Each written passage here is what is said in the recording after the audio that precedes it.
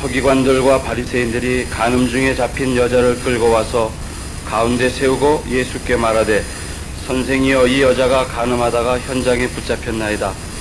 모세는 율법에 이러한 여자를 돌로 치라 명하였거니와 선생은 어떻게 말하겠나이까? 저희가 이렇게 말하면 고소할 조건을 얻고자 하여 예수를 시험함이로라. 예수께서 몸을 굽히사 손가락으로 땅에 쓰시니 저희가 묻기를 마지 아니하는지라. 이에 일어나 가라사대, 너희 중에 죄 없는 자가 먼저 돌로 치라 하시고 다시 몸을 굽히사 손가락으로 땅에 쓰시니 저희가 이 말씀을 듣고 양심의 가책을 받아 어른으로 시작하여 젊은이까지 하나씩 나가고 오직 여자와 그 가운데 섰는 여자만 남았더라. 예수께서 일어나사 여자 외에 아무도 없는 것을 보시고 이르시되, 여자여, 너를 고소하던 그들이 어디 있느냐? 너를 정죄한 자가 없느냐? 대답하되, 주여, 없나이다. 예수께서 가라사대, 나도 너를 정죄하지 아니하노니 가서 다시는 죄를 범치 말라 하시니라.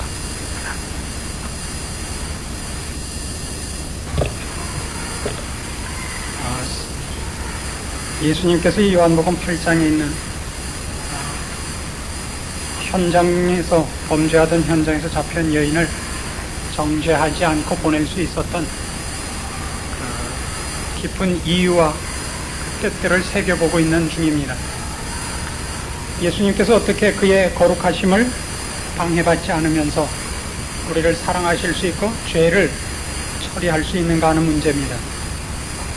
우리는 법궤 속에 들어있었던 세 가지 물건들, 돌비와 만나와 쌍난지팡이로 대별된 인간의 인간된 것들이 어떤 것들인가를 살펴보고 있는 중입니다.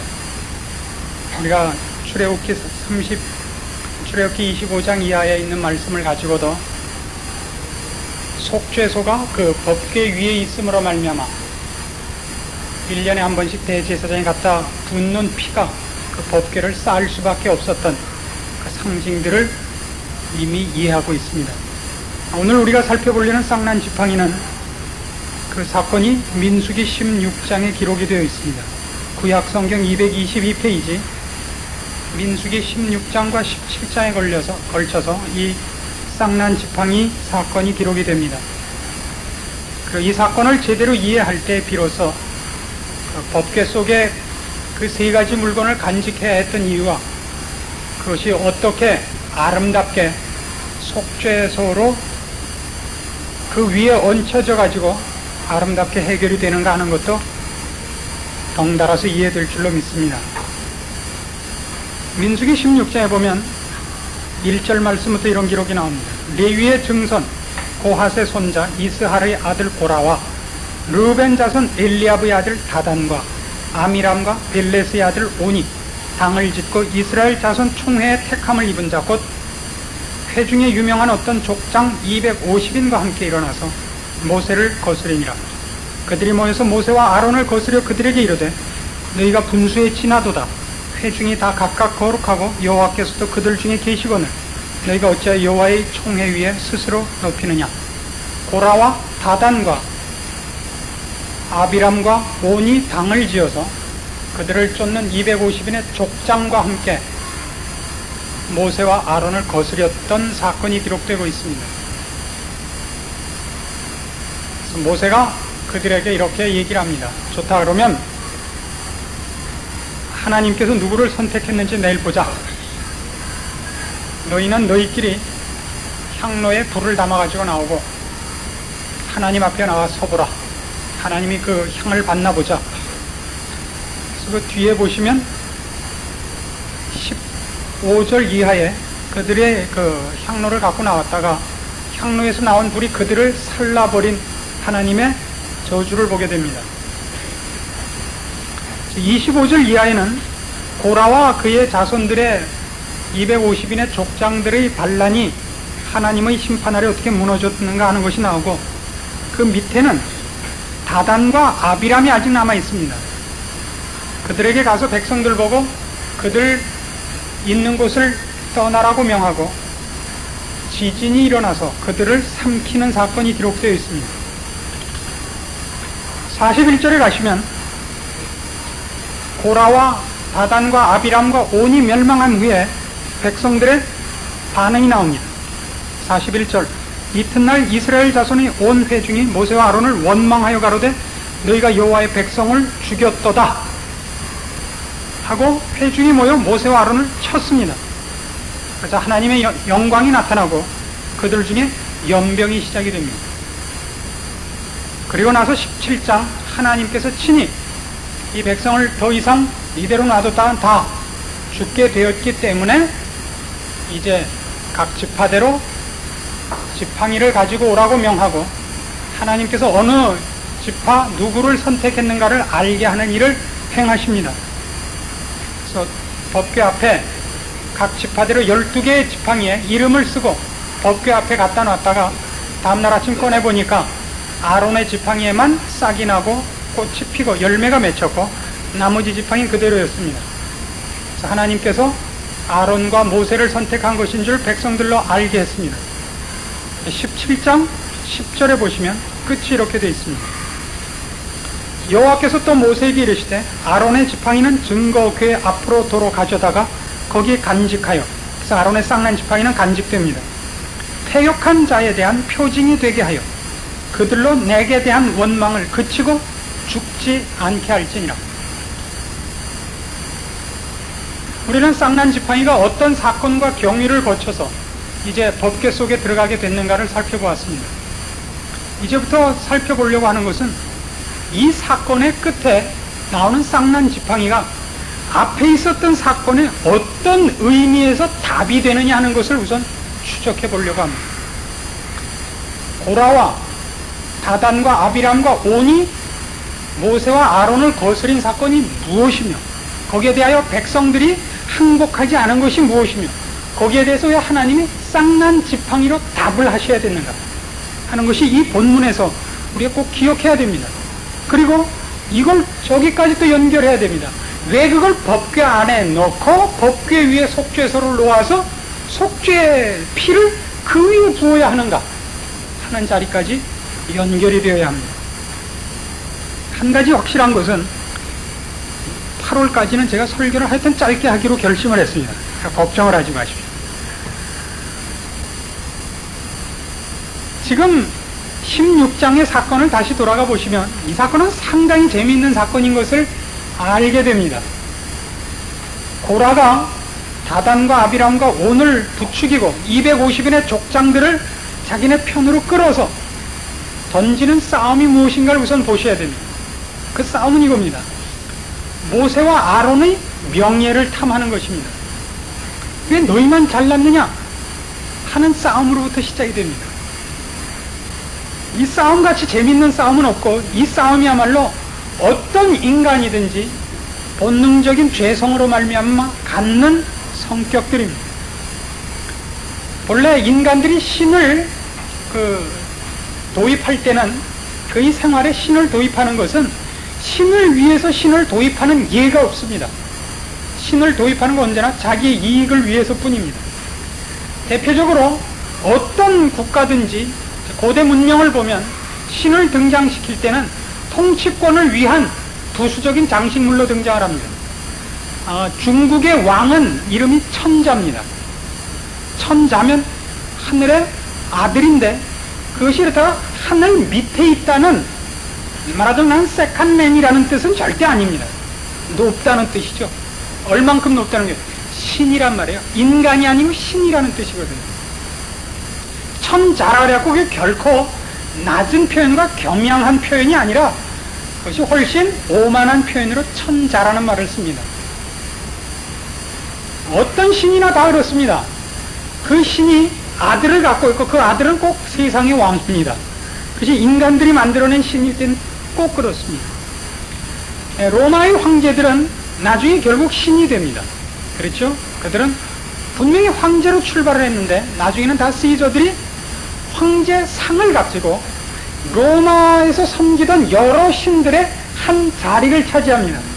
로마는 군사력으로는 그리스를 정복했지만 정신적으로는 그리스 문명을 그냥 받아서 그리스의 신들을 그대로 받지 않았습니까? 그래서 제우스 신이 주피터가 되고 비너스 신이 아프로디테가 되고 이런 식으로 전부 이름만 바뀌어서 그냥 도입됐습니다. 그 중에 나중에 황제가 하나의 신으로 그 신의 대열에 낍니다. 거의 초대교회 때도 가장 큰 싸움 중에 하나가 황제를 신으로 섬기라는 데 대한 거부가 초대교회 신자들이 순교를 당할 수밖에 없었던 가장 큰 실제적인 핍박의 근거가 됩니다. 신을 들먹이는 것은 언제나 자기네들의 영광을 위해서입니다. 잘 기억해 보십시오. 기독교만은 다릅니다. 기독교만은 하나님이 실제 하시고 그의 정말 쫄병으로 종으로 우리는 무릎 꿇는 것입니다. 그러나 이 부분은 그렇게 쉽지 않아서 모든 인간들이 종교를 자기의 치장으로 쓰듯이 기독교인들도 종종 기독교라는 신앙을 자기를 위한 치장으로 금방 바꿔놓기 일쑤입니다.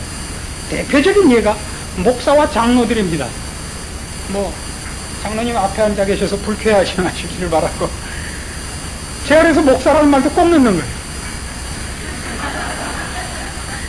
목사 이제 안수 집사님 이상을 항존직이라 그럽니다. 교회에서 항존직이라는 것은 말하자면 말뚝을 박았다는 뜻입니다. 저 군대 용어로 말하면 제대하는 것이 아니라 서리 집사는 1년직입니다.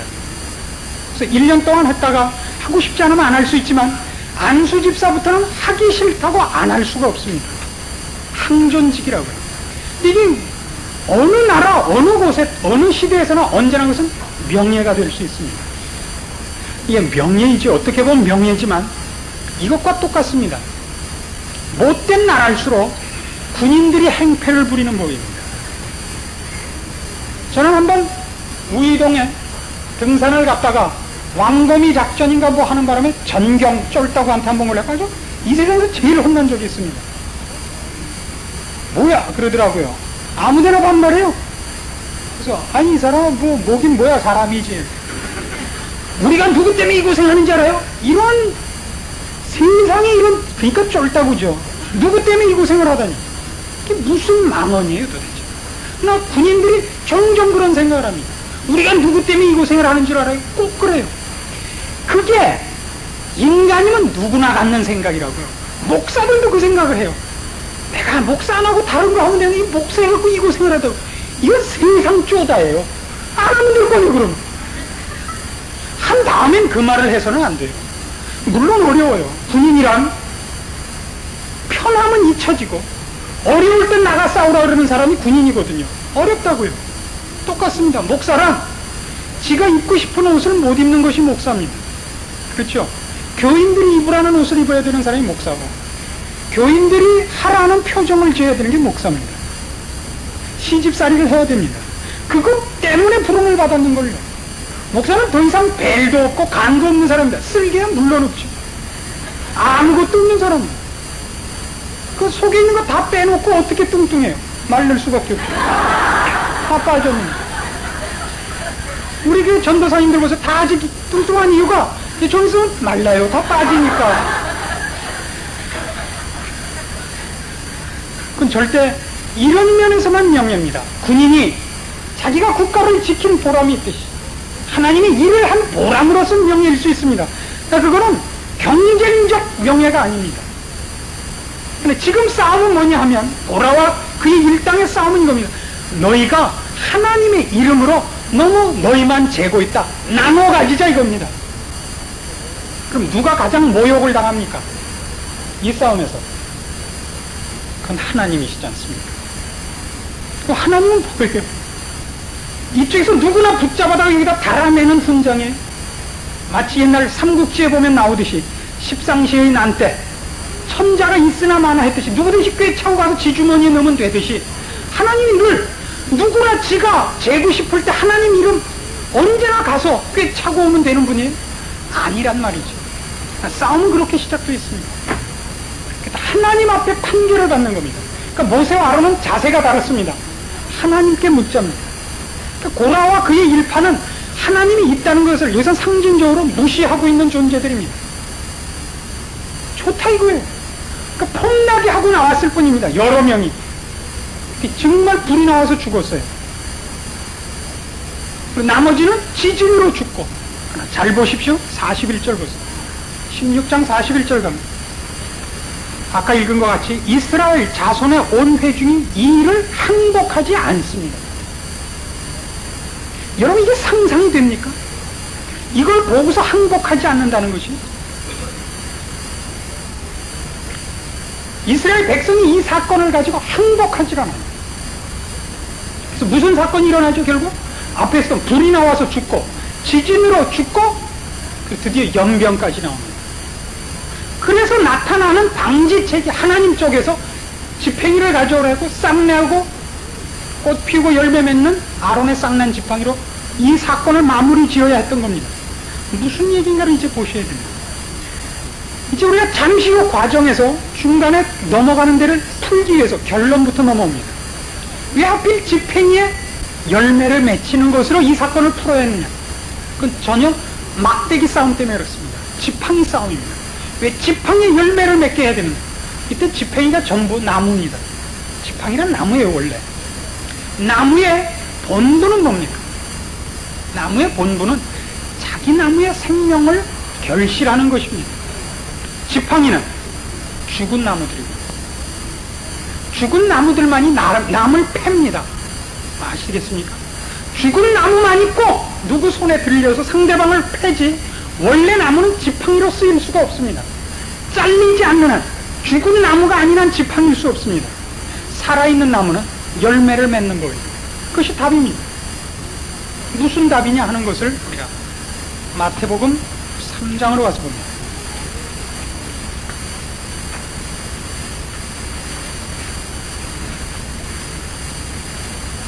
마태복음 3장 7절 말씀부터 봅니다. 세례 요한이 회개의 세례를 베풀고 있는 장면입니다. 요한이 많은 바리새인과 사두개인이 세례 베푸는 데 오는 것을 보고 이르되, 독사의 자식들아, 누가 너희를 가르쳐 임박한 진노를 피하라 하더냐? 그러므로 회개에 합당한 열매를 맺고 속으로 아브라함이 우리 조상이라 생각지 말라. 내가 너희에게 이르노니 하나님이 능히 이 돌들로도 아브라함의 자손이 되게 하시리라. 이미 도끼가 나무 뿌리에 놓였으니 좋은 열매 맺지 아니하는 나무마다 찍혀 불에 던지우리라. 좋은 열매 맺는 나무는 어떻게 하겠다는 거예요? 놔두고, 그렇지 않으면 찍어 불에 던지겠답니다. 잘 생각하세요. 그럼 나무가 나쁜 열매를 맺을 수 있습니까? 나쁜 열매를 맺는 나무가 있습니까? 좋은 열매를 맺는 나무가 있습니까? 그럼? 어떤 열매를 맺는 것을 좋은 열매라 그럽니까? 성경엔 좋은 열매 중에 대표적으로 무화과나 포도를 많이 댑니다. 그 포도를 맺는 건 무슨 나무입니까? 그 포도나무입니다. 포도나무가 다른 거 맺히는 거 보셨습니까? 포도나무는 포도밖에 못 맺습니다. 근데 포도 보고 가서 너 나쁜 열매 맺으면 찍어 불에 던진다. 그래요? 우리는 종종 이런 선택의 얘기라고 생각을 하기 쉽습니다. 말하자면 하나의 나무가 A라는 열매도 맺을 수 있고 B라는 열매도 맺을 수 있는데, 이걸 맺으면 살려주고 이걸 맺으면 죽인다, 그러는 선택으로 듣고 있습니다. 아니요, 절대 그렇지 않습니다. 열매에 관한 고찰을 한 번 더 합니다. 갈라디아서 5장으로 갑시다.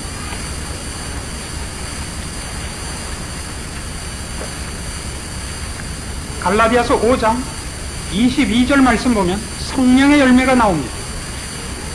오직 성령의 열매는 사랑과 희락과 화평과 오래 참음과 자비와 양선과 충성과 온유와 절제니 이 같은 것을 금지할 법이 없느니라. 잘 보세요. 성령의 열매는 뭐라고요? 사랑과 희락과 화평과 오래 참음과 자비와 양선과 충성과 온유와 절제입니다. 이 열매의 가장 큰 특징이 뭡니까? 이 열매의 가장 큰 특징, 이 열매의 특징은 그것이 독립적이지 않다는 것입니다. 관계적입니다. 대인관계적이라고요. 무슨 말인지 아시겠어요? 얼마나 많은 사람이 육체의 열매를 맺어놓고 성령의 열매라고 속는지 아십니까? 대표적인 게 사랑, 그게 희락입니다. 혼자 좋아하고 혼자 사랑을 베푸는데 그 사랑이 상대방에게 전혀 사랑도 아니고 그 기쁨이 상대방에게 도움이 안 돼요. 상대방을 죽이는 희락이에요. 그거는 네로도 갖고 있었어요. 로마를 불태우면서도 좋아했다고요. 시선이 떠오르고 알아들으시겠어요? 성령의 열매는 이제 대인관계형이라는 걸 잊지 마세요. 육체 열매를 봅시다. 19절. 육체의 일은 현저하니 곧 음행과 더러운 것과 호색과 우상 숭배와 술수와 원수를 맺는 것과 분쟁과 시기와 분냄과 당 짓는 것과 불리함과 이단과 투기와 술 취함과 방탕함과 또 그와 같은 것들이야. 육체 열매도 가장 주류를 이루는 것은 대인관계입니다. 대인관계와 그 다음에 충실하지 못한 시간의 낭비에 관한 문제입니다. 잘 새겨 들으십시오. 성경이 지금 한 나무에 대해서 좋은 열매와 나쁜 열매를 얘기하는 것은 그 나무가 살아서 자기 열매를 맺느냐 아니면 지팡이가 돼서 패고 돌아다니느냐의 싸움을 얘기하고 있습니다. 살아있는 나무, 그 나무에게 생명을 준 이가 그 생명이 자연스럽게 맺을 열매를 거부하고 죽은 자가 되어 누구의 손행과 붙잡힌 바 되어 남 패고 다니는 역할을 하는 지팡이가 되어 있다는 지적입니다. 그 지팡이가 돼서 남 때려고 홍 만드는 것 아시겠어요? 이걸 지금 나쁜 열매라 그러고 있는 거예요. 육체의 열매라 그러고. 그렇지 않았으면 나무 자체로는 뭐가 됐을 텐데, 나무가 가졌던 꽃과 그 열매를 맺었을 텐데 그거 안 하고 죽어! 누구의 손인가? 쓸데없는 제 손에 잡혀서 누구 패고 돌아다니고 있다고요. 칼싸움하고 있는 거예요 지금. 그것을 지적하고 있습니다. 신앙생활 하면서 얼마나 많은 성도들이 이 부분에서 혼동하고 있는지 모릅니다. 그가 사랑을 하고 있다고 생각을 하고 있고 하나님을 향하여 누구보다 충성을 하고 있다고 생각을 하는데도 남을 죽이고 있는가 안 죽이고 있는가를 판단을 하지 못합니다. 저는 그런 사람 얼마든지 만나봤습니다. 이 세상에서 제일 답답한 사람이 누구냐면 40일 금식기도 하고 내려온 사람입니다. 40일 금식기도 하고 오면 그 다음날부터 뭐 하냐면 왜 목사님 새벽기도 안 하세요?부터 시작을 해요. 그럼 결단코 성령의 열매가 아니라고요. 여러분 40일 금식기도 하면서 사탄하고 고시도 받아 내려온 것밖에 아무것도 없어요. 여러분 어디에 가서 붕괴해갖고 성경을 깨닫고 왔대. 깨닫고 온 게 뭐냐 하면 편갈라놓는 일이 되니까요.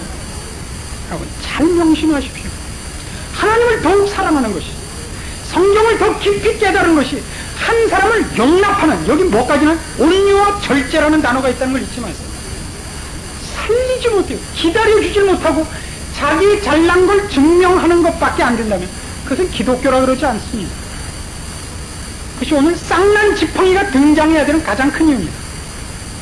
자, 다시 민수기 16장 17장 사건을 머릿속에 그려봅시다. 돌아갈 필요도 없어요 이제. 자, 잘 보세요.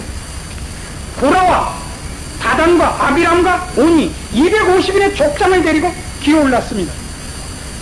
그것을 하나님이 싫어했다는 것이 어디에 판결이 났습니까? 그들이 들고 나왔던 향로에서 불이 나와 그들이 죽어버렸습니다. 백성이 깨닫던가요?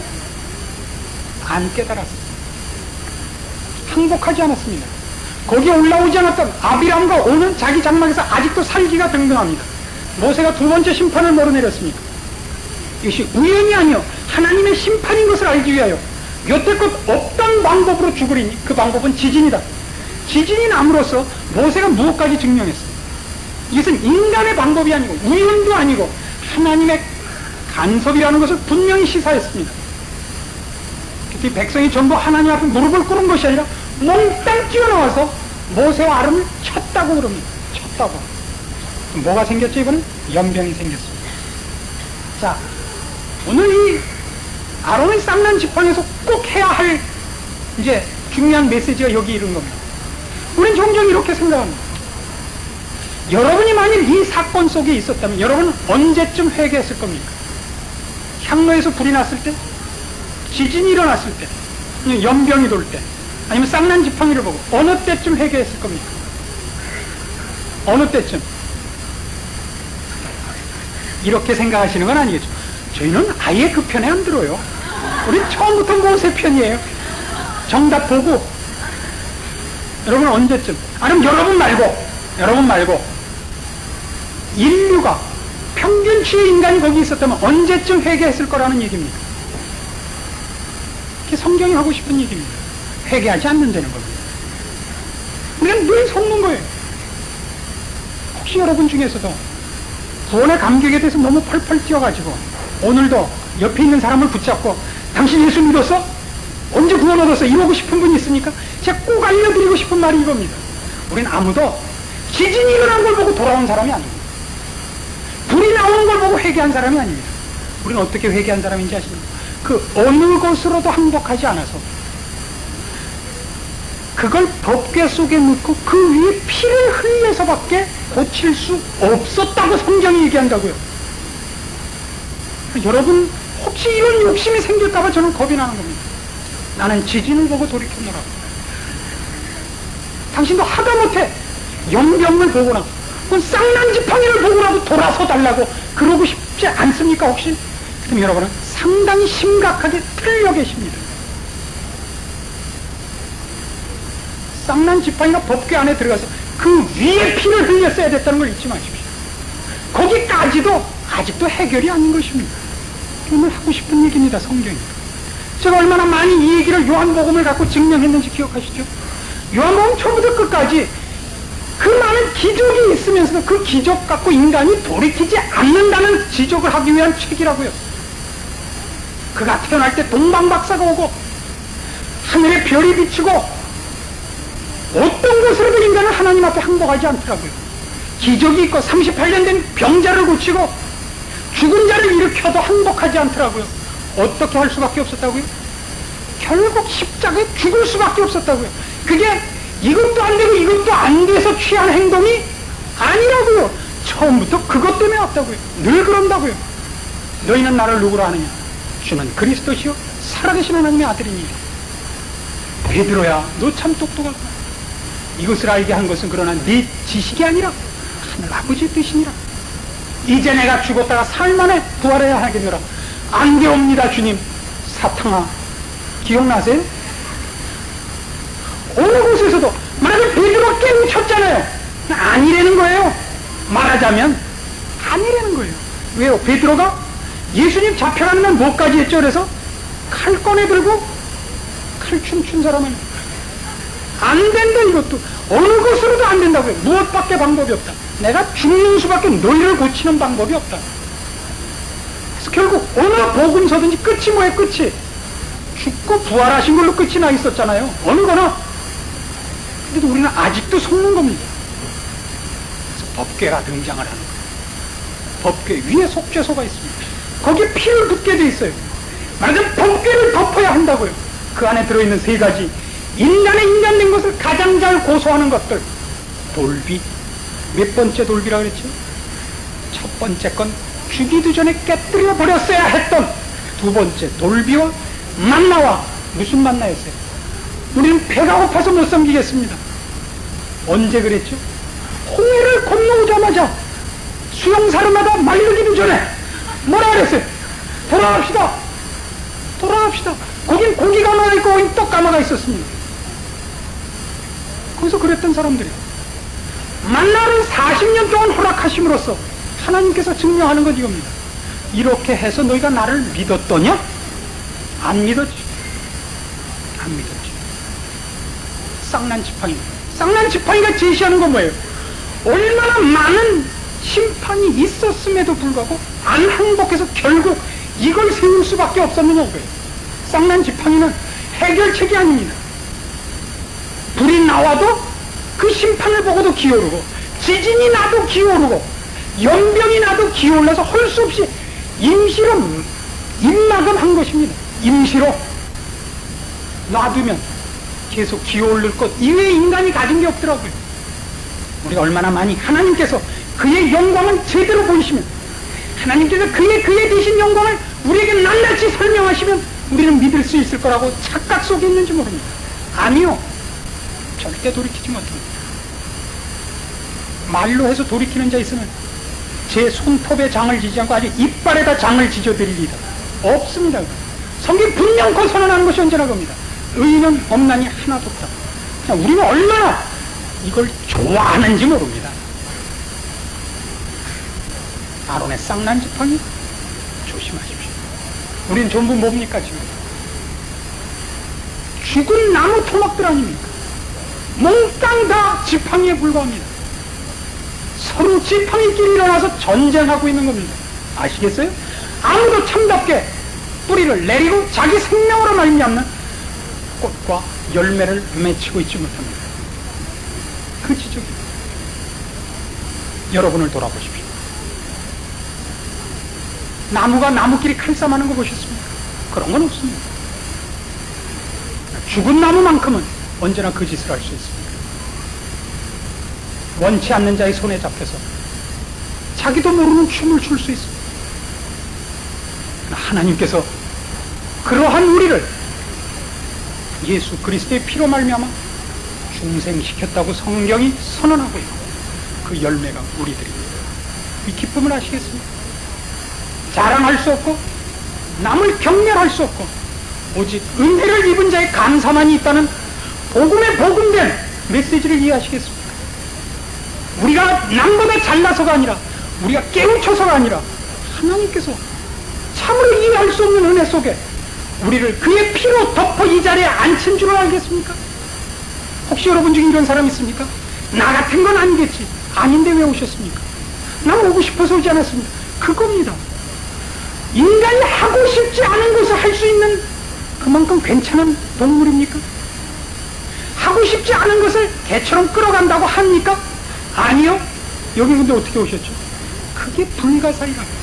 많은 사람들이 이렇게 반문을 합니다. 나는 교회는 나가지만 나는 아닐 것 같아요. 아닐 것 같은 거 오는 사람을 보셨습니까? 여러분이 이 자리에 있는 것만큼 여러분의 인생이 여러분 손에 있지 않고 어떤 큰 은혜의 손길 속에 있다는 것을 더 잘 증명할 방법은 없습니다. 지금이 좀 덥습니까? 에어컨이나 틀어줍니까? 목사가 잘생기기나 했습니까? 무슨 조건이 있어서 나와 앉아 있습니까? 이것보다 더 신비한 건 없습니다. 속지 마십시오. 여러분이 괜찮은 인물이어야 할 거라는 생각을 버리십시오. 아무도 괜찮은 인물은 없습니다. 구원 얻는 자 중에 조건으로서 남보다 나은 자는 없습니다. 그리스도의 피만이, 그 은혜만이, 법궤를 덮는 피만이 오늘 우리를 하나님의 존전에 있게 하는 겁니다. 그것을 은혜라 그럽니다. 그것을 성경이 구원이라 그럽니다. 우리가 믿겠다고 해서가 아니라 하나님께서 데려다 앉혀놓고 내가 네 죄를 씻었다라고 선언하고 있는 겁니다. 그리고 사실입니다.